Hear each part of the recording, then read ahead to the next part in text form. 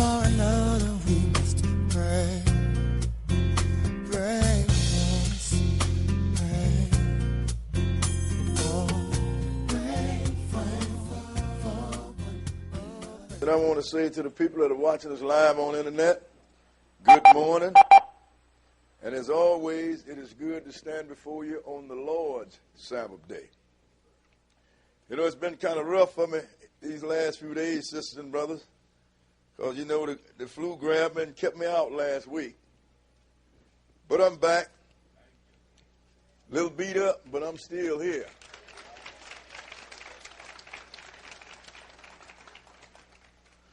Because, you know, in 44 years, that's the first time I didn't show up on the Sabbath day. And believe me, I tried, but I just couldn't make it. I just couldn't make it. Yeah, but the whole thing, I think one other time I ended up with an ear infection. I had to leave for the second class, but at least I showed up for the first one. But this one, I couldn't even deal with any of it. But through the grace of God, I'm here. You know. Now I want to thank the Feast Committee, because they really, really did well.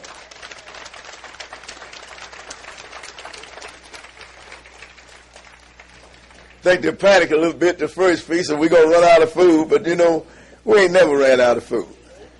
So I figured we're going to get it together one way or the other. You just had some food dislocated. It showed up. And I'll tell you a little story, but it's true. When we was in the storefront, we had a feast. And it looked like everybody come up short. You know, we wasn't so organized. Brother Daniel bought a great big old pan of vegetables or salad or something. Don't you know, we ate that salad and had some left. From that day forward, I have not been worried about running out of food. Because it took me back to Jesus and the fish and a couple of loaves of bread. He takes care of his business. And this is his business. But y'all, bear with me a little bit. If you don't see me walking around a lot, that's because just getting over this and plus getting old. I have to kind of stay in one spot.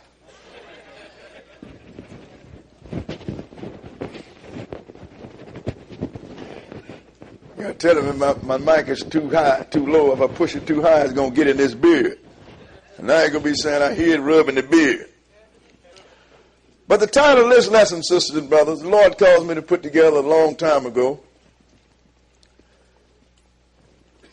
It's from the tabernacle of the congregation to the temple of God. From the tabernacle of the congregation to the temple of God. You know, everything that the Lord have done in the past points toward the future. And if you can understand God's laws and his prophecies, sisters and brothers, you will understand what's going on. Had we been taught correctly about God's word, don't you know there would be nobody on this planet be talking about going to heaven? Because there is nothing in this Bible, sisters and brothers, nothing that says that God is going to take you to heaven. First Thessalonians say you're going to meet the Lord in the air. But Zechariah the 14th chapter say everybody's coming back down. Jesus tell you, and St. John, I think, in the 14th chapter out of 17, he said, I go to prepare a place for you. But if I go, I will come again and receive you unto myself, that where you are might be also. You understand? So it is not here in the Bible, but still the whole world is looking to go to heaven. But then I understand that, sisters and brothers. It's because Israel, the priests, went into captivity. Like I said at the feast, sisters and brothers, if the Gentiles could teach, then they would have kept this thing straight, because Paul taught those people. Only thing that Paul taught wrong, and I stand on it through the Bible, not I don't stand on it, the prophets stand on it, was that the Gentiles didn't have to be circumcised. But the Lord said one law for all. Other than that circumcision, sisters and brothers, Paul taught those Gentiles well. Why then is the world messed up like this? It's because when Israel went into captivity, all of a sudden the word of God fell to the ground, sisters and brothers. The priest was gone. All of us that they didn't kill was cast off into captivity, scattered all over the Mediterranean. And once that happened, the priest lost sight of self, lost sight of God, and lost sight of their job. And so the thing fell to the Gentiles because the son of Japhet, because it's their time, not the times of the Gentiles. It fell to them. So what did? Remove the word of God off the table and set paganism on the table. I tell people all the time, you cannot mess up the word of God. It can't be messed up. This book has survived from generation to generation. And all the stuff that's contrary to what's written is not written. Like going to heaven, sisters and brothers. I tell you something, and I don't want to offend anybody, but the truth of the matter is, Paul said Gentiles worship devils. Isaiah the 14th chapter will let you know that Lucifer, which lost his name, which is the devil, is the only one in the whole Bible said he was going to go to heaven. He's going to go above the clouds. He's going to sit in the side of the north. And this is what the world is taught. And once you tell them that, they get upset at you. You judge it. No, I'm not judging. I'm reading the book. If you can read something different, I'll deal with it. So being that everybody, we've been taught by the Gentiles and everybody's looking to go to heaven, this what we're about to deal with means nothing. But if you're dealing with the truth, this means everything. We're going to start this in Exodus the 25th chapter. Because the Lord has always wanted to dwell among this man. The world don't know that was Jesus, the Lord, in the Garden of Eden. He is the tree of life. Walking around in the garden with his creation. But don't nobody want to believe that. Because they don't even know that Jesus started before Mary. Therefore, the teaching that we get has just simply been wrong. Sooner or later, we have to change. It's just like when I stopped eating pork. I went home. My parents told me, you used to eat pork. I said, I used to be a boy too. You understand? But I'm grown now. When you're doing wrong in ignorance, it's not held against you. But when you find out the truth about a matter and continue to do wrong, now you got a problem. Yes, sir. Yes, sir, you do. Brother asked me, well, my mother didn't know this, and she dead, and my grandmother didn't know this, and they've been dead. I said, well, God is a fair God. If you don't know, he ain't going to hold your feet to the fire. If you did the best you could with what you have, God understands that. But you can't fool him either. No, you can't. When you find out the truth and don't deal with it, he know that too. So we're going to start this in Exodus the 25th chapter and verse 1, 25 and 1. Because now the Lord have delivered Israel and got them out from under captivity and started to settle them down. And then this is what the Lord wanted to do. Verse 1, go ahead. And the Lord spake unto Moses, saying, speaking to the children of Israel, go ahead. They bring me an offering. Of every man that giveth it willingly with his heart, he shall take my offering. He said, I want you to speak unto the children, and I want you to tell them to bring me an offering. Everybody, I want you to tell them to bring it from their heart. I don't want nobody coming in, well, okay, I'll give you $2. I want you to bring me an offering because it's something I want to do. Right. Now, the Lord don't need us to do nothing because he said that if he was hungry, he wouldn't tell us. He owned the cattle on 1,000 hills. But he wants this man to take care of his business. So if you want to be me, I'm going to see if you're capable of behaving soundly like me. Skip down to verse 8. Verse 8 and go ahead. Let them make me a sanctuary. And I want you to let them, once they bring me an offering, I want them to make me a sanctuary. Go ahead and read. I may dwell among them. According to all that I will show thee, after the pattern of the tabernacle and the pattern of all the instruments thereof, even so shall ye make it. He said, now I want them to make me a tabernacle according to what I show them. See, the Lord don't just want anything. He have everything laid out. He said, I want you to do that, make me a tabernacle, because I want to dwell among these people. What verse are we? That was in the 9. Go ahead. And they shall make an ark of shittim wood. 2 cubits and a half shall be the length thereof. And a cubit and a half the breadth thereof. Go ahead. A cubit and a half the height thereof. Now he's telling you how he wants to make it. Because he said, I want to dwell among you. People don't take that statement serious, sister and brother. Now, you know, God don't want to dwell among men. He said, if he said, I want to dwell among you, then what's he want? It's all that simple. Sometimes it is good to read on the line. Yes, skip down to verse 17. Verse 17 and go ahead. Now I shall make a mercy seat of pure gold. 2 cubits and a half shall be the length thereof, and a cubit and a half the breadth thereof. Now this is the mercy seat. This is the seat that the Lord sat on. Go ahead and read. And thou shalt make 2 cherubims of gold, of beaten work, shall thou make them. In the 2 ends of the mercy seat. Now that lets you know why I have the cherub on each end of the mercy seat. Because remember, the cherub angels he put around them in the Garden of Eden to protect the way of the tree of life. He's letting us know at that time, hey, you still haven't got here yet. Tree of life didn't start being protected until Jesus was not available until Jesus died on the cross, sister and brother. That's why I had them put these 2 angels on each side to let this man know you still are in the woods.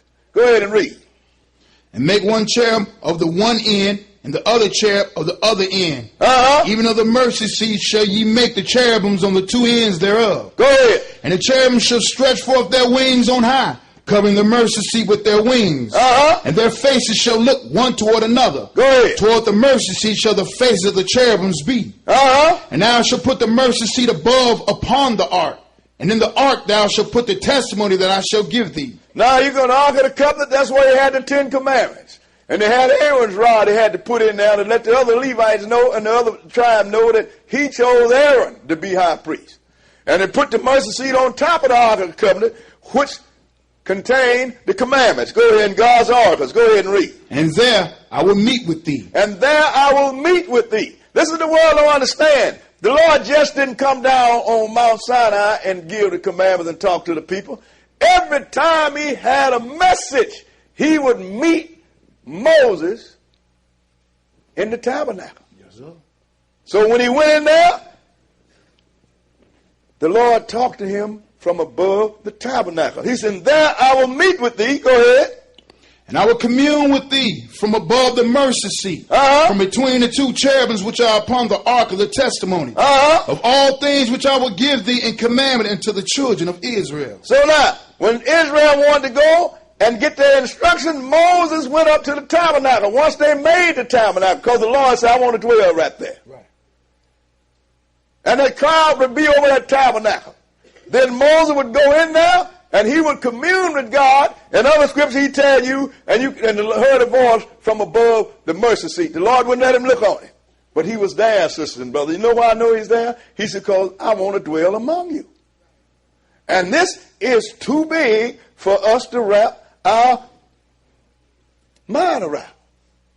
Because we have been taught that God is so far away and that he's a spirit and he really don't communicate with man. Man is God's business, sisters and brothers.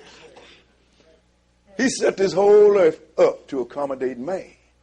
We are his business. Now let's go on to the 30th chapter. The 26th chapter, rather, of Exodus. And we're going to start at verse 1.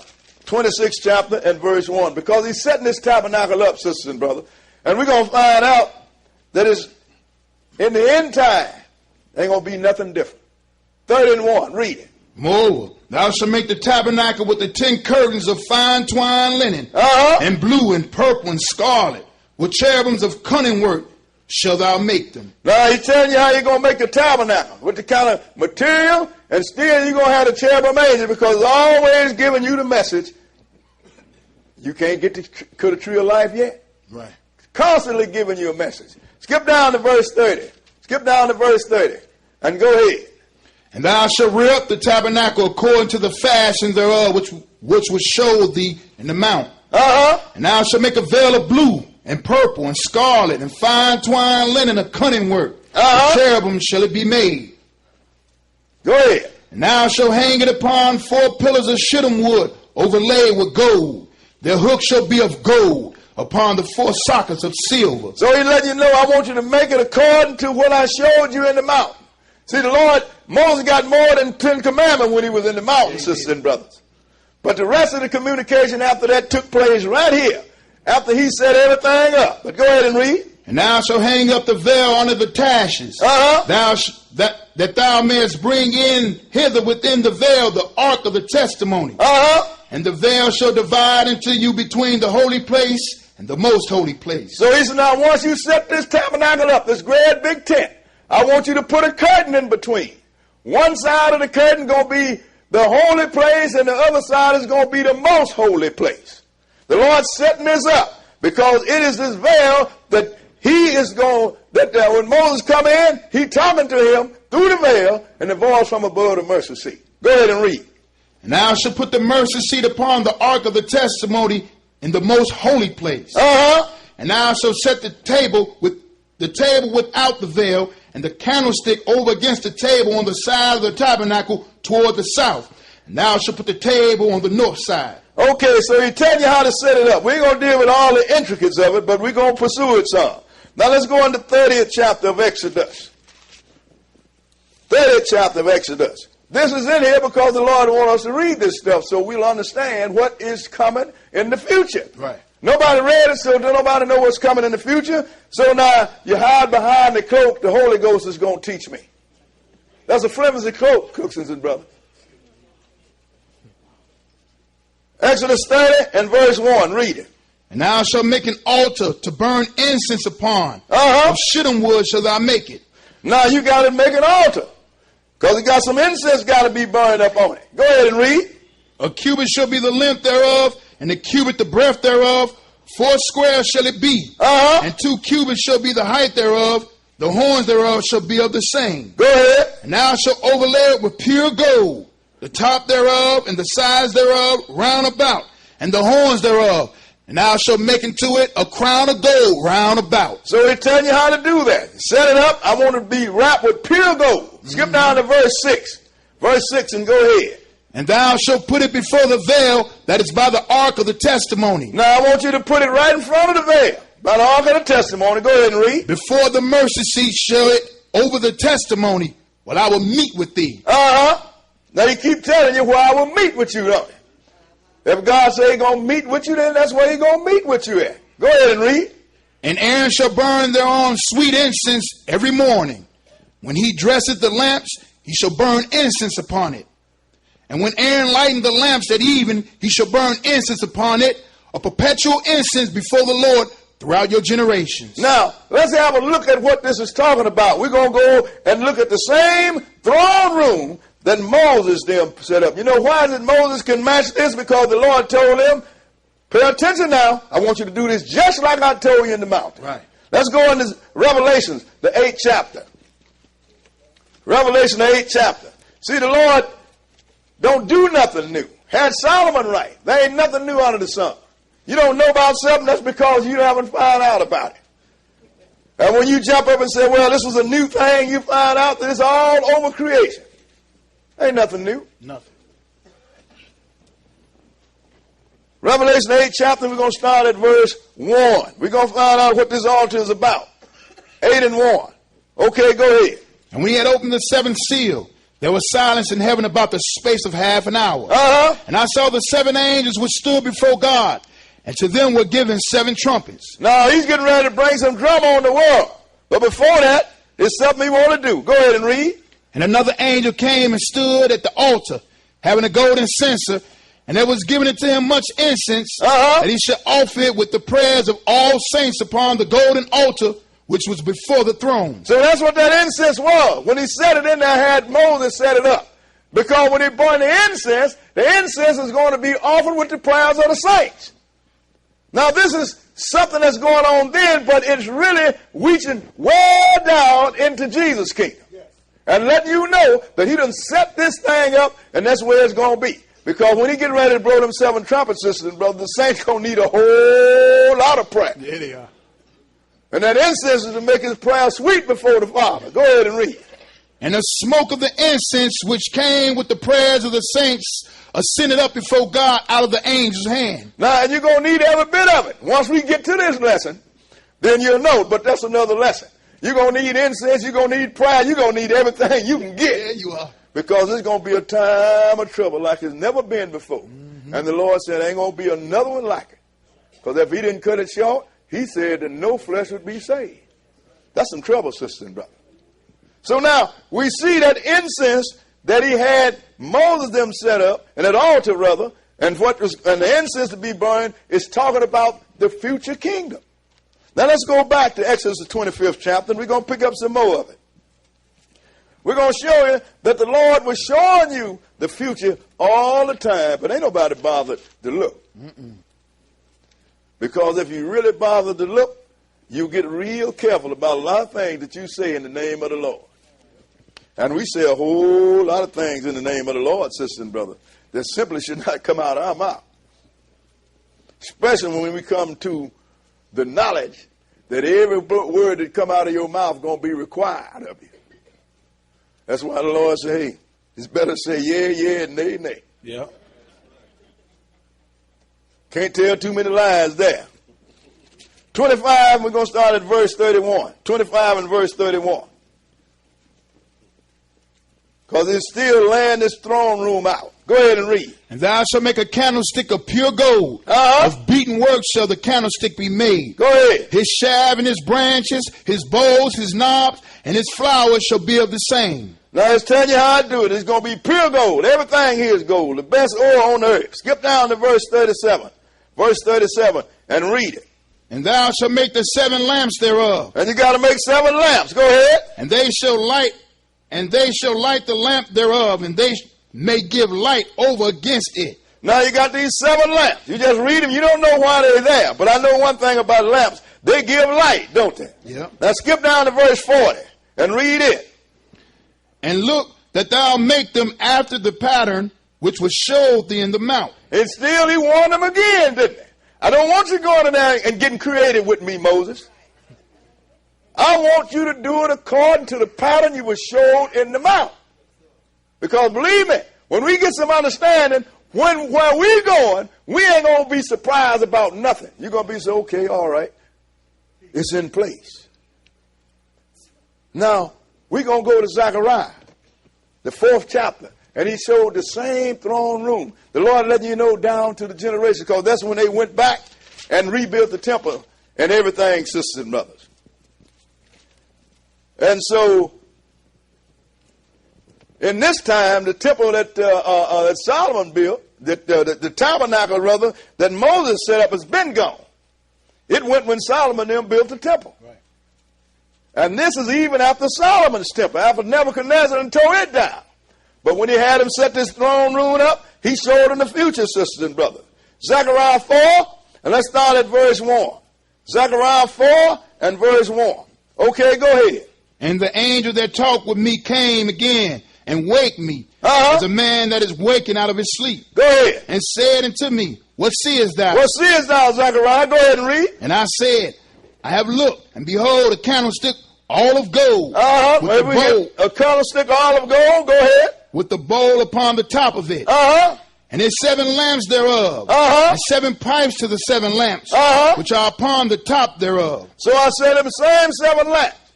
Now you got a pipe that's going to the 7 lamps. That's through which the golden oil, which is the word of God, flows, sisters and brothers. But now we're looking at these 7 lamps, and we keep showing up. Now we got to see what these 7 lamps represent. Right. Now let's go into Revelation, the 4th chapter, and find out. Revelation chapter 4. Let's let you know the Lord has set this thing up. There is no reason for error, sisters and brothers. The Lord laid everything out. All we got to do is go in here and read it. But everybody wants to feel good. You want to have something brand new. God don't deal with nothing new. If something gets dirty, he sanitizes and cleans it up and put it back on the table. He don't deal with new stuff. Revelation 4 and verse 1. Go ahead and read. After this I looked, and behold, a door was open in heaven. And the first voice which I heard was as it were of a trumpet talking with me, Go ahead. which said, Come up hither, and I will show thee things which must be hereafter. Now, he didn't say, come up hither, and I'm going to let you look at the way the heaven is laid out. He said, come up hither, and I will show you things which must be hereafter. Must be, things of the future, sister and brother. Like people say, well, this is a scene in heaven. Well, I can show you where all the 12 tribes of Israel was in heaven. Mm-hmm. And we know better than that, don't we? Yep. But he said, I'm going to show you things which must be hereafter. Go ahead and read. And immediately I was in the spirit, and behold, a throne was set in heaven, and one sat on the throne. Uh-huh. And he that sat was to look upon like a jasper and a sapphire stone. Uh-huh. There was a rainbow round about the throne, in sight like unto an emerald. Now, he's looking at him now. This is what he saw in heaven. But it don't mean it's in heaven, because it is not in heaven. But it's something else he saw in there that we've been dealing with. Skip down to verse 5. Verse 5, and go ahead. And out of the throne proceeded lightnings and thunderings and voices. And there were 7 lamps of fire burning before the throne. Oh, that is 7 lamps again, ain't it? There were 7 lamps of fire burning before the throne. Go ahead and read. Which are the 7 spirits of God. Which are the 7 spirits of God. These are the angels, sisters and brothers, that run to and fro in the earth and looking for everybody. Yes, sir. These are the ones that report. And when they check you out, they go back and God said, report. Remember in Job, when the sons of God showed up? Satan showed up also. He asked Satan, where you been? He said, I've been running to and fro in the earth and walking up and down in it. The same thing as the other spirits had to do. Run to and fro and walk up and down in it. So now, this thing here, all of these, sisters and brothers, that we're reading, is let you know how the Lord has set this thing up. Because the Lord wanted to live among Israel, and he's always wanted to live among Israel. So these are pointing to the future. Now let's go back to Exodus, the 33rd chapter. Exodus chapter 33. Because the Lord was among Israel, sisters and brothers. And I'm going to show you what happened when Israel went real stupid. And the Lord couldn't take no more. Israel went stupid a lot of times. Yeah. But this time, when the Lord sent them to spy out the land, sisters and brothers, the people came back and gave an evil report. We can't beat them people over there. You got giants in the land. We look like grasshoppers in our own eyes compared to them, so you know what we look like in their eyes. Joshua and Caleb said, we can handle these people. Nope. And wouldn't go up. And the Lord got mad. And when the Lord get mad, he going to do something. Sometime he kill everybody. Yep. And sometime he make moves so he won't kill everybody. That's right. Let me show you the move he made this time. 33:1. Exodus 33 and verse 1. Okay, go ahead. And the Lord said unto Moses, Depart, and go up hence, thou and the people which thou hast brought up out of the land of Egypt, and to the land which I swore to Abraham, to Isaac, and to Jacob, saying, To thy seed will I give it. So he told him, get on up there, but I'm going to do something here. Go ahead and read. And I will send an angel before thee. See, now that's when he brought that angel in the picture, sisters and brothers. The Lord was there. He said, but I'm going to send an angel before thee. Go ahead and read. And I will drive out the Canaanite, the Amorite, the Hittite, the Perizzite, the Hivite, and the Jebusite. Go ahead. And to a land flowing with milk and honey. For I will not go up in the midst of thee, for thou art a stiff-necked people, lest I consume thee in the way. He said, now I'm going to tell you what I'm going to do. I'm going to send an angel among you now. But I ain't going to go among you because you're stiff-necked. I know what he wants to say. You're hard-headed and you're stupid. And one day I'm going to get mad and kill every one of you. It's all that simple. That's it. So I'm going to put this angel before you. Go ahead and read. And when the people heard these evil tidings, they mourned. And no man did put on him his ornaments. See, because they had really got ugly. Yeah, they did. So they started mourning. And let's see what Moses did. Skip down to verse 7. Verse 7 and go ahead. And Moses took the tabernacle and pitched it without the camp. So he took the tabernacle, which was in the midst of the camp. He moved it and pitched it without the camp. Go ahead and read. Afar off from the camp. Afar off from the camp. I guess God said, you better give me some real estate between me and these people. Go ahead and read. and called it the tabernacle of the congregation. And it came to pass that everyone which sought the Lord went out into the tabernacle of the congregation, which was without the camp. Now it said, and he put it way away from the congregation. Yep. That if anybody that sought the Lord, they had to go out of the camp to the tabernacle of the Lord. And this is what's going on now. In fact, that's what Paul was telling some people. You got to come outside the camp. If you want to know the truth, you got to come outside of this religious camp that the Gentiles have set up. Yeah. Because the Lord ain't in it, sister and brother. But the Lord first, he separated himself from Israel because he said, if I don't, I will break out on you. Yep. And he killed them all. He know himself. Nobody know God better than God. He got mad and drowned the whole world. Then saved but 8 people. Mm-hmm. You know. So what happened? They set that outside, and that tabernacle was with Israel away from the camp until David became king. And David wanted to do something. He wanted to build a temple. He's sitting in his house that the Lord had blessed him with, and he looked out and saw the Lord's house was nothing but a big old, was curtains. So he wanted to build something. Let's go and look at it. Let's go into 2 Samuel, the 7th chapter. 2 Samuel, the 7th chapter. See, people don't understand when the Lord tells you about stuff, sisters and brothers, it have a present and a future meaning. It's just like when Moses told Israel on the Passover not to come out from under the house, out of the houses, which was covered by the blood. Because if you come out of the house, the death angel going to get you. Same thing when you put yourself under the blood of Jesus now, sisters and brothers. The day that you step out from under that blood by sinning against him, the death angel is going to get you. Yep. Yep. Great messages to be told. But don't nobody listen. Don't nobody listen. What you got to do is you got to listen to this, because being ignorant don't excuse you from drama. It might keep you out of the lake of fire if you're totally ignorant. But still, you're going to get to hurt some before you eat in this lifetime.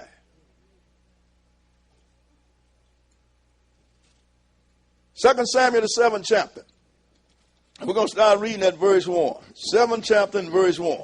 Now, this is King David. Now, the Lord done beat out all his enemies. David don't have a dog to wag his tongue against him. And so he's sitting there, and he's looking. Go ahead and read.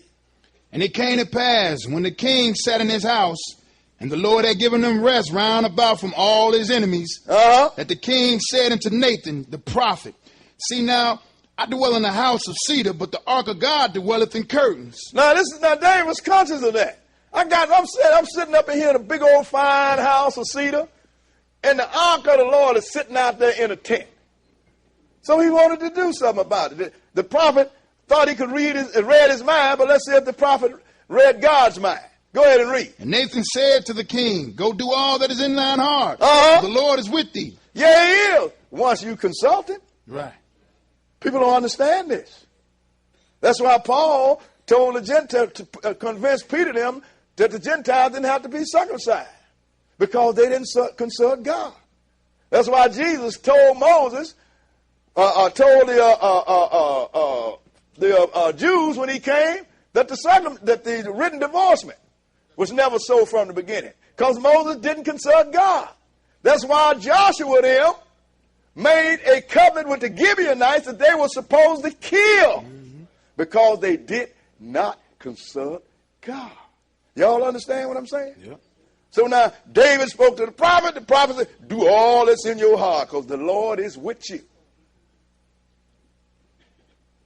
When he want to be with you. But let's see if he with what's on his heart. Go ahead and read. And it came to pass that night that the word of the Lord came unto Nathan, saying, go and tell my servant David, thus said the Lord, so thou build me an house for me to dwell in, whereas I have not dwelt in any house since the time that I brought up the children of Israel out of Egypt, even unto this day. But I walked in a tent and in the tabernacle. He said, now I want you to go tell David, since you done gave your advice before you even consulted me. Right. Now I'm going to send you back, prophet, to the same king. And tell him, look, do I want to tell David, are you going to build me a house? Right. I've never dwelt in a house since I brought you out of Egypt. I have gone from tent to tent. I walked from tent to tent, and he was there, sisters and brothers. We got a lesson to show you how close he was there. But then that's another lesson. Right. Go ahead and read.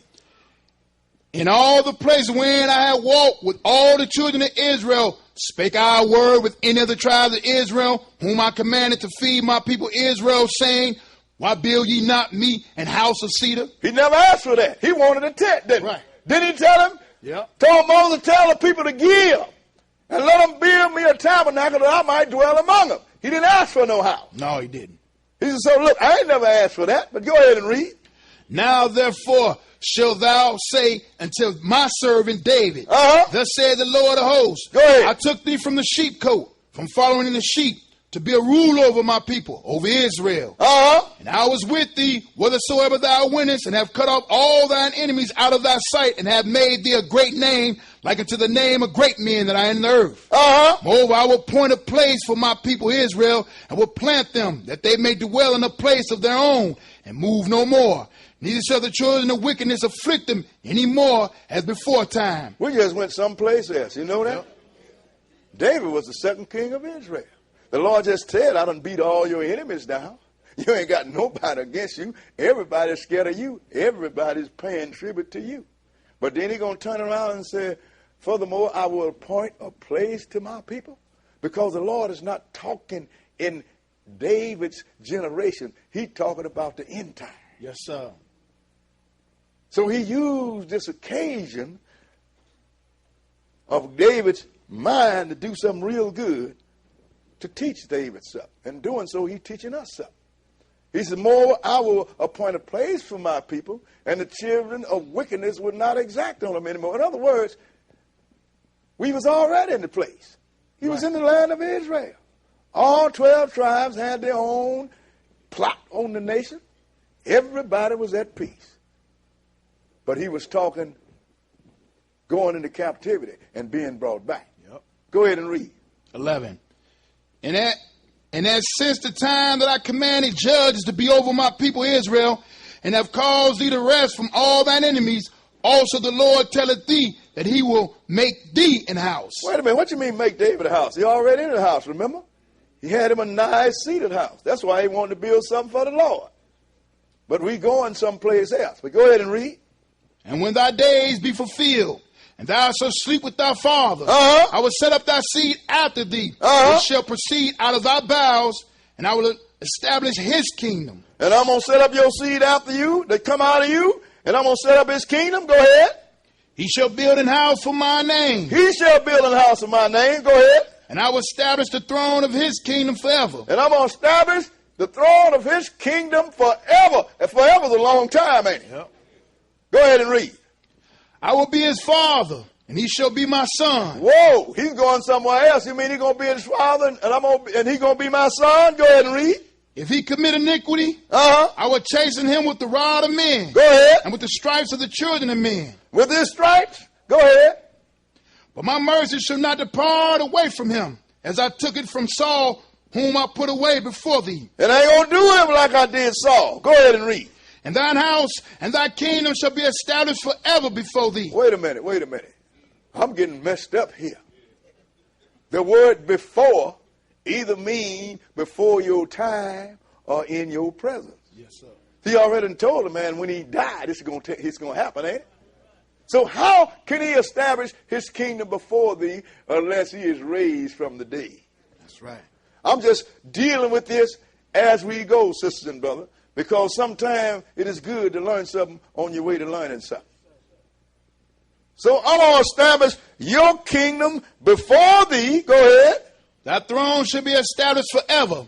According to all these words and according to all this vision, so did Nathan speaking to David. So he took all that to him. Now David had something on his mind then. But you know, David thought that was talking about Solomon. Now I'm going to show you what I'm saying. Let's go into 2 Chronicles, the 22nd chapter. First Chronicles, the 22nd chapter. He thought that he was talking about Solomon because he mentioned it. Sometimes we have to read everything to know where it's going. Because some things that he said here, Solomon just don't foot the bill, sisters and brothers. No, he don't. First Chronicles chapter 22. It's First Chronicles, my mistake. First Chronicles chapter 22. And we're going to start reading at verse 7. First Chronicles chapter 22 and verse 7. Now this is David telling Solomon, the Lord don't want me to build this. I done killed too many people. You know, that's why I stopped dealing with them other books. Like I used to read the Dead Sea Scrolls. I even taught one time in the storefront that the reason Solomon didn't build a temple is because he killed Uriah the Hittite. David couldn't build a temple, brother, because he killed Uriah the Hittite. I got that out of the Dead Sea Scrolls. And I turned around and I read it here. I had to fix that. That's when I got them laws books and let them stay laws.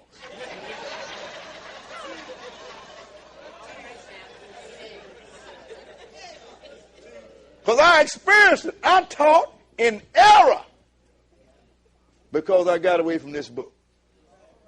I said it ain't going to never happen no more. Yep. You can't teach error if you never read it. I'm through with it. But David thought he was talking about Solomon. Verse 7, go ahead and read. And David said to Solomon, my son, as for me, it was in my mind to build an house into the name of the Lord my God. But the word of the Lord came to me, saying, thou hast shed blood abundantly, and hast made great wars. Thou shalt not build an house unto my name, because thou hast shed much blood upon the earth in my sight. That ain't had nothing to do with Uriah the Hittite, did it? Nope. You did it, man, because you're a man of war. That David killed a whole lot of people, man. Yeah, he did. He said, hey, you too bloody. Even though he going to be in the kingdom, he's your hand too bloody to build my temple. So I'm going to let you do it. Because Solomon wasn't a man of war. Solomon was a man of wisdom. But go ahead and read. Behold, a son shall be born to thee, who shall be a man of rest. And I will give him rest from all his enemies round about. For his name shall be Solomon. And I will give peace and quietness unto Israel in his days. See, we didn't read that, did we? Nope. But he assuming it's going to be him. You understand? Because he know that Solomon is going to be the next king after him, because he promised his mother he was going to make him king after him. But he assumed. That's why I tell you have to read all this book. And look what he said. Go ahead and read. He shall build an house for my name. He shall build a house for my name. And he shall be my son. He going to be my son. And I will be his father. I'm going to be his father. Go ahead. I will establish the throne of his kingdom over Israel forever. That's a long time, ain't it?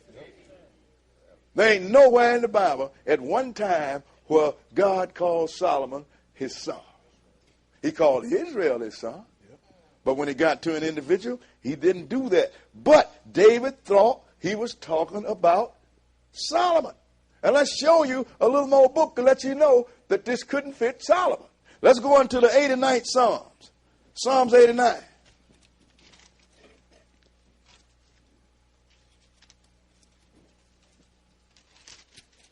Psalms chapter 89. And we're going to start reading at verse 3. Psalms 89 and verse 3. 89 and 3.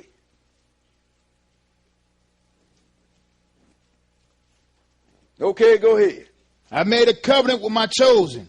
I have sworn unto David my servant. Thy seed will I establish forever, and build up thy throne to all generations. He said, I done made a covenant with my chosen. I have sworn to David, thy seed will I establish forever, and build up thy throne to all generations. All generations, that means there ain't going to be no generation that's not around, is it? That's right. Where is it now, sisters and brothers? Where's the throne of David? That certainly ain't what the Queen of England's sitting on. What this worldwide church guy taught you before you die. Forever is a long time, and to all generations. Skip down to verse 19. Verse 19 and go ahead. Then thou shalt speak in vision to thy Holy One, and saith, I have laid help upon one that is mighty. I have exalted one chosen out of the people. Go ahead. I have found David my servant. With my holy oil have I anointed him. With whom my hand shall be established. Mine arm also shall strengthen him. Ain't that something? He said, I found David. I anointed him with my holy oil. With whom my hand shall be established, and my arm is going to strengthen him. We're going to keep looking at this David, because this David look like he is somebody that's going to be around for a minute, but he is dead. Right. Skip down to 24, verse 24, and go ahead. But my faithfulness and my mercy shall be with him. And in my name shall his horn be exalted. He said, in my name shall his horn be exalted. Go ahead and read. I will set his hand also on the sea. And his right hand in the rivers. Go ahead. He shall cry unto me, thou art my Father, my God, and the rock of my salvation. Ain't that something? Go ahead and read. Also, I will make him my firstborn. Also, I will make him my firstborn. Wait a minute now. This is getting away from Solomon, ain't it? Yep. Go ahead and read.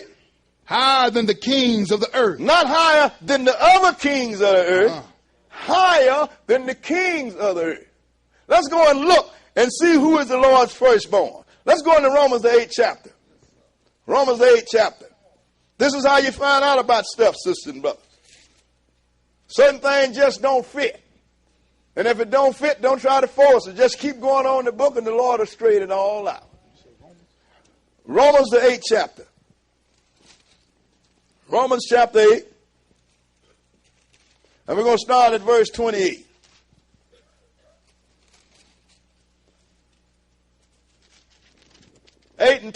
Romans 8 and 28. Okay, read it. And we know that all things work together for good to them that love God. Yes, sir. Go ahead. To them who are the called according to his purpose. For whom he did foreknow, he also did predestinate to be conformed to the image of his Son. So he said, Lord, that are called according to his purpose. See, God's purpose is to make God. And he said, those that he did foreknow, that's because you knew him first, he predestined to be conformed to the image of his Son. Go ahead. That he might be the firstborn among many brethren. That he might be the firstborn among many brethren. See, this is what he said, I'm going to make him the firstborn. Right. Jesus is the firstborn from the dead, sisters and brothers. Before him, you know, Enoch was changed, but Enoch never died. No, he didn't. But Jesus died and rose again, sisters and brothers. So that's why he said, he going to conform them to the image of his Son, that he might be the firstborn among many brothers. So this seed of David that the Lord was talking about ain't got nothing to do with Solomon, sisters and brothers. Nope. It's got something to do with Jesus, which is to come. But the Lord always has some form of prophecy. So you can get things laid out so you would recognize his word when you see it. You don't just, boom, drop it on you. You don't, well, where did this come? No. It all comes in steps, sisters and brothers. So when it get there, you know about it. So, but Solomon built the temple. But he wasn't talking about Solomon. Let's go and look at him build the temple. Let's go into 2 Chronicles, the 3rd chapter. 2 Chronicles, the 3rd chapter. Because people keep coming, you know, they sacrificed the lamb in Jerusalem over there. I said, okay. Did they do them on the altar? Got to build an altar. Anybody can sacrifice a lamb anywhere on Passover if they don't believe in Jesus. I said, plus again, too, if they have an altar, we ain't going to get too excited. Let's wait until they build a temple. And then Papa say, I'm going to move and go to it. That's when you get excited. And when he moves, you better run if it's no more than up and down in your living room.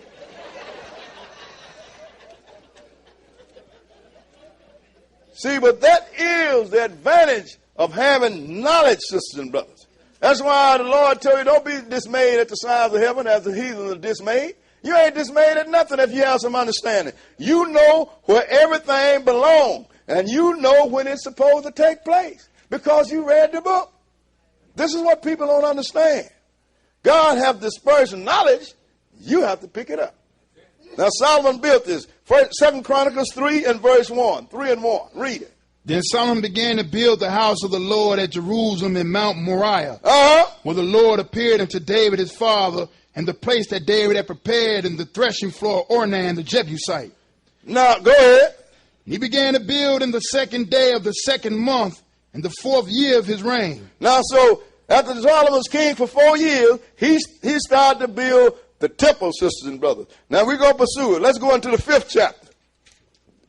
Because he finished this temple. And I'm going to see what he did. The 5th chapter, 2 Chronicles, the 5th chapter. And let's start at verse 1. 2 Chronicles 5 and 1. Okay, go ahead. Thus all the work that Solomon made for the house of the Lord was finished. And Solomon brought in all the things that David his father had dedicated, and the silver and the gold, and all the instruments put even among the treasures of the house of God. Go ahead. Then Solomon assembled the elders of Israel and all the heads of the tribe, the chief of the fathers of the children of Israel, and to Jerusalem to bring up the ark of the covenant of the Lord out of the city of David, which is Zion. So once they got the temple built, then there was no more need for this tent. So they brought up all the utensils, the mercy seat and everything, and the ark of the covenant from the house, from the tent, and brought them to the temple. Go ahead and read.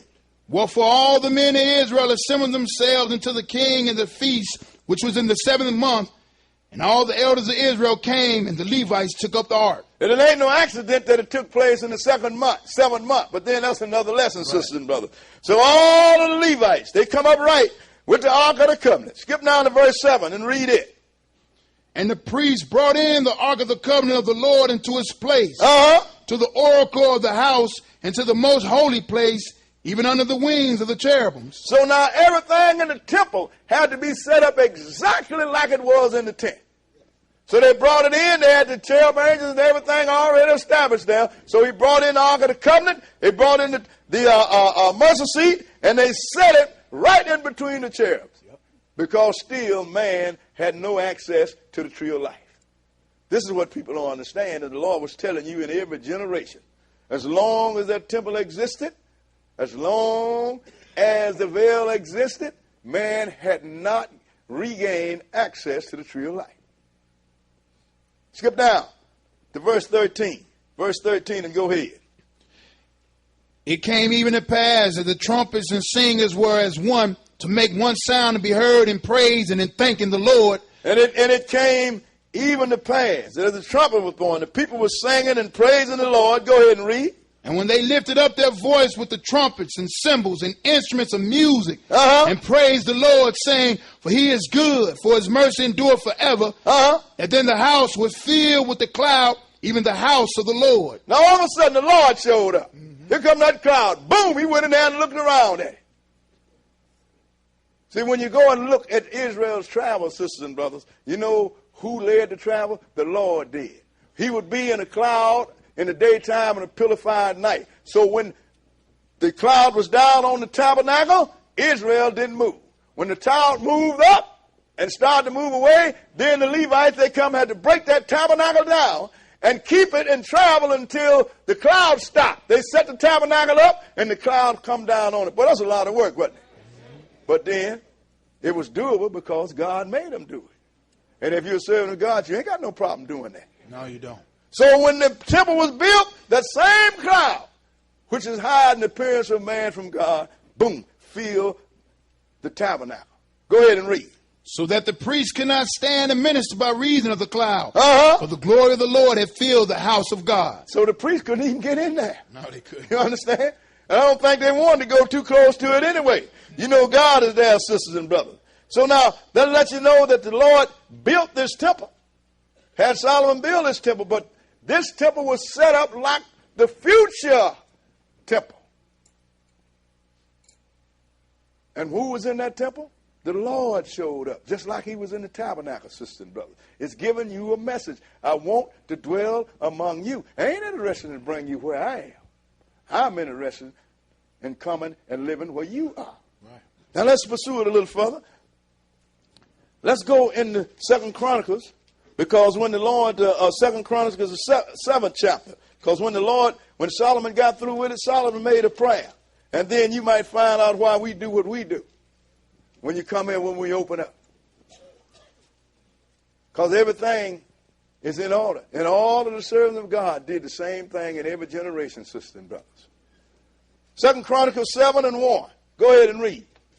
Now when Solomon had made an end of praying, the fire came down from heaven and consumed the burnt offering and the sacrifices, and the glory of the Lord filled the house. Now see, they had a whole lot of big sacrifices. They put thousands of animals, sheep and oxen and everything. And so when Solomon made a prayer, fire came down and ate it up. Boom! And he was still sitting there in the temple.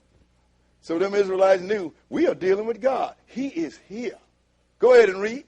And the priest cannot enter into the house of the Lord because the glory of the Lord had filled the Lord's house. Because he was there, sister and brother, just like he was in the tabernacle. Skip down to verse 12. Verse 12, and go ahead. And the Lord appeared to Solomon by night and said unto him, I have heard thy prayer and have chosen this place to myself for an house of sacrifice. See, so I've heard your prayer. See, because Solomon prayed to the Lord. Say, if anybody come in this and worship in this house, will you hear them? Or either if the people, the nation is taken down and the people go into captivity and pray toward this house, will you hear them? Even if a stranger that is not among Israel pray in this or pray toward this house, will you hear them? And the Lord answered Solomon. And let's look at this answer. Skip down to verse 15.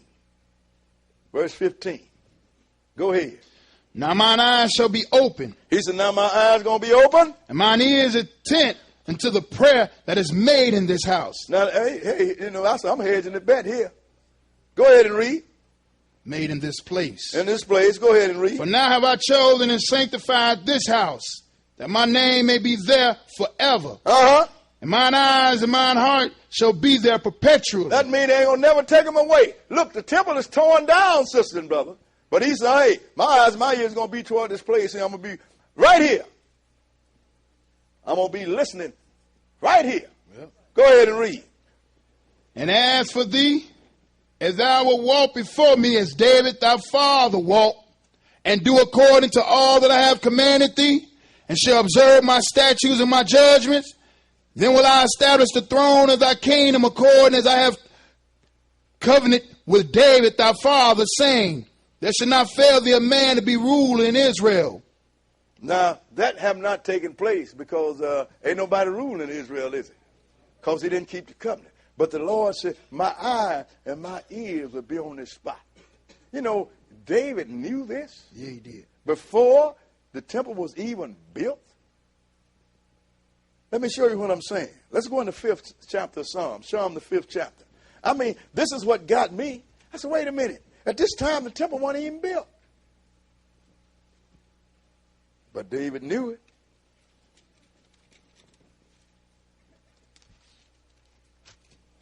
Psalm chapter 5.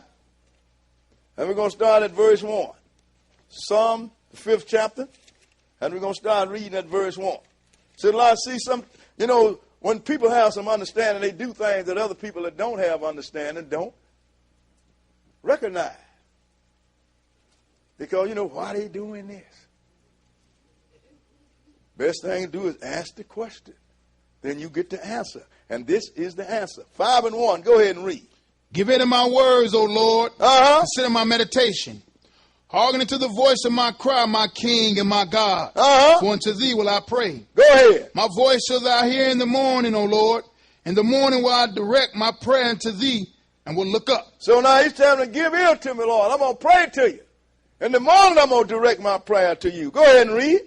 For thou art not a God that hath pleasure in wickedness. Neither shall evil dwell with thee. The foolish shall not stand in thy sight. Go ahead. Thou hatest all the workers of iniquity. Thou shalt destroy them that speak leasing. The Lord will abhor the bloody and deceitful man. Go ahead. But as for me, I will come into thy house in the multitude of thy mercy. And in thy fear will I worship toward thy holy temple. And that's what he's talking about, sister and brother. That's why we stand and we open up toward the east. It's not that we are worshiping the sun, sister and brother. We open that when it's knocked, don't we?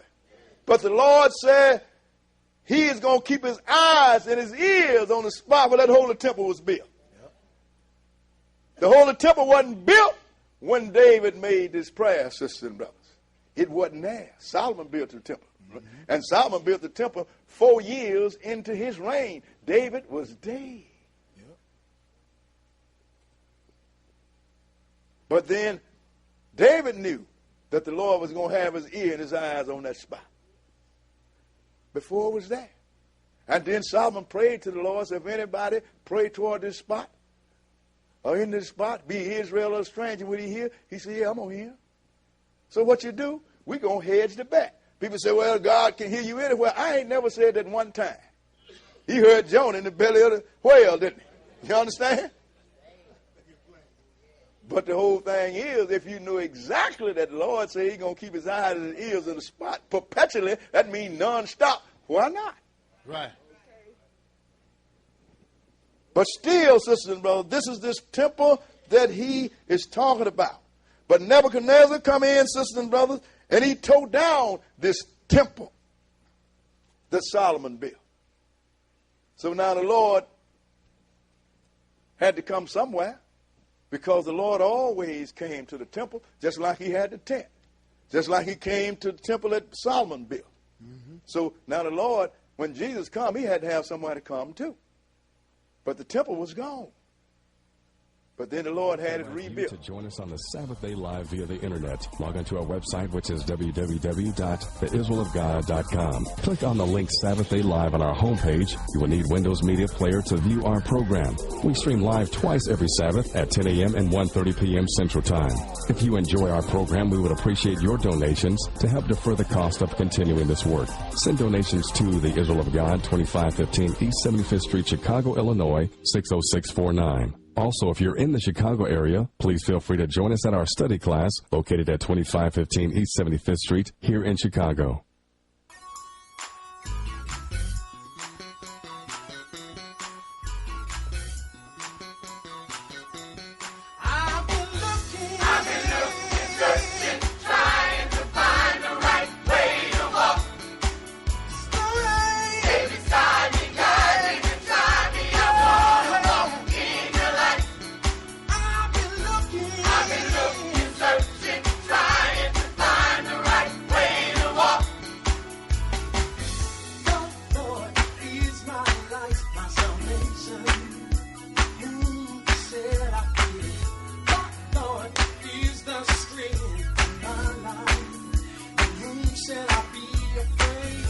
When the wicked